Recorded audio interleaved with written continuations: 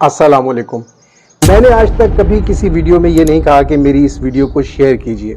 आज भी नहीं कहूँगा कि इस वीडियो को शेयर कीजिए, लेकिन अगर इसे शेयर नहीं करना है तो कम से कम मौला के इस फरमान को दूसरों से ज़रूर शेयर कीजिए। उन्हें ज़रूर बताइए कि मौला क्या फ़रमाते हैं, ख़ास तौर पर उस वक्त कि जब किसी जनाजे में जाएं या किसी की ताज़ियत के लिए जाएं। मौला का ये फरमान ऐसा लगता है कि लोगों तक पहुंचा ही नहीं है, और अगर पहुंचा है तो वो शायद ये समझे हैं कि इसमें जो हुक्म दिया गया है या जो बात की गई है वो सिर्फ अशअस इब्न कैस के लिए की है, सिर्फ उनसे मखसूस है, इससे हमारा कोई ताल्लुक़ नहीं। ऐसा हरगिज़ नहीं है। मौला का ये फरमान हम सब के लिए है, हमें सबको सोचना होगा। या शायद ये वजह हो सकती है कि इसमें चूँकि हमारे जो जज्बात का इजहार होता है उसको रोका जाता है, या ऐसा है कि जो हमारा कल्चर है, जो हमारे आसपास के जो माहौल है, रस्म व रिवाज हैं, उसकी शायद इसमें कोई मुखालिफत होती है। इस वजह से भी इसको पसे पुश्त डाल दिया जाता है, इसे दबा दिया जाता है। अब ये जो हमारा कल्चर है, किसकी मुखालफत होती है? जिसमें ये कहा जाता है कि बेटियां जनाजे की जीनत होती हैं, यानी जितना जनाजे में कोराम मचाया जाए, जितना शोर मचाया जाए, जितना चीखा चिल्लाया जाए, बेटियां, घर की ख़वातीन जितना ऊंची ऊंची आवाज़ में रोती हैं अपने बाप के मरने पर या अपने किसी मैयत के ऊपर, उतना ही जनाजा रौनक वाला होता है, उतना ही जनाजा अच्छा होता है। ये एक सोच हमारी बनी हुई है, जिसके बारे में मौला मुत्तक़ियान मौला इमाम अली अलैहिस्सलाम नहजुल बलागा की हिकमत 291 में फरमाते हैं।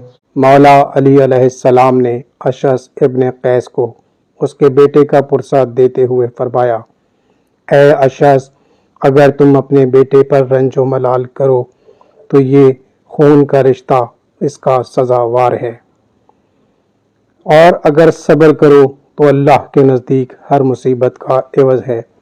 ऐ अशअस, अगर तुमने सब्र किया तो तक़दीर इलाही नाफिज होगी, इस हाल में कि तुम अजर व सवाब के हकदार होगे, और अगर चीखे चिल्लाए जब भी हुक्म क़ज़ा जारी होकर रहेगा, मगर इस हाल में कि तुम पर गुनाह का बोझ होगा। तुम्हारे लिए बेटा मुसर्रत का सबब हुआ, हालांकि वो एक ज़हमत व आजमाइश था, और तुम्हारे लिए रंज व अंदों का सबब हुआ, हालांकि वो मरने से तुम्हारे लिए अजर व रहमत का बाइस बना है।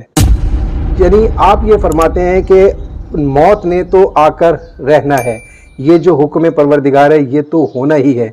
रंज व मलाल भी एक हकीकत है, ज़ाहिर है। जब कोई चीज़ का नुकसान होता है, कुछ चली जाती है, छिन जाती है या ले ली जाती है वापस, तो उसका एक रंज होता है, दुख होता है, गम होता है, ठीक है, उसको एक हद तक रखें, और लेकिन अगर उस पर सब्र करें तो उसके लिए परवरदिगार ने अजर रखा है, क्योंकि वो हर मुसीबत के बदले में ज़रूर कुछ ना कुछ अजर व सवाब देता है। लेकिन अगर इस पर चीखा चिल्लाया जाए, इस पर रोया जाए, बहुत ज़्यादा शोर मचाया जाए, रंज व गम का इजहार बहुत ज़्यादा ऊंची आवाज़ में किया जाए, तो भी होना तो वही है जो वो परवरदिगार चाहता है, लेकिन इसका गुनाह हमारे कंधों पर होगा, हम इससे गुनाहगार हो जाएंगे। परवरदिगार की इस बात को कि वो क्या पसंद करता है क्या नहीं, इसका हमें हर हाल में ख्याल रखना है। जज्बात कैसे ही हों, इन्ना लिल्लाहि व इन्ना इलैहि राजिऊन का भी असल मकसद, असल मतलब यही है, उसकी तरफ से आया था, उसने ले लिया।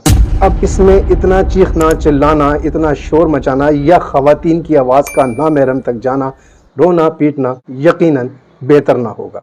फिर आपने फरमाया कि जब तुम्हारा बेटा इस दुनिया में आया तो तुम बहुत खुश थे, हालांकि ये तुम्हारे लिए बाइस ज़हमत भी था, आजमाइश भी था, तुम्हारे लिए मुश्किलात का बाइस था, लेकिन तुमने बहुत खुशियां मनाई थी। पर आज जब ये इस दुनिया से चला गया है तो तुम बहुत रो रहे हो, बहुत गम और मलाल करते हो, हालांकि ये अब तुम्हारे लिए बाइस रहमत हो गया है, बाइस मग़फ़िरत हो गया है। तो हमें इस बात के बारे में भी सोचना होगा, मौला के इस फरमान को समझना होगा। शुक्रिया।